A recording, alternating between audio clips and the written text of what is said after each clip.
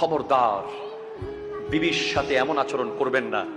কাল হাসরের মাঠে বিবিকে জিজ্ঞেস করা হবে তোমার স্বামী কেমন ছিল।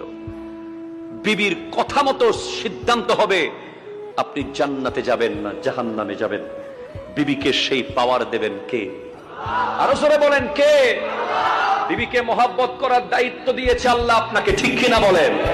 অনেকে মাসকে মাস বছরকে বছর দেখা যায় প্রফেশনাল ব্যস্ততা, ব্যবসা নিয়ে ব্যস্ত, চাকরি নিয়ে ব্যস্ত, প্রফেশন নিয়ে ব্যস্ত, বিবির দিকে তাকানোর টাইম নাই।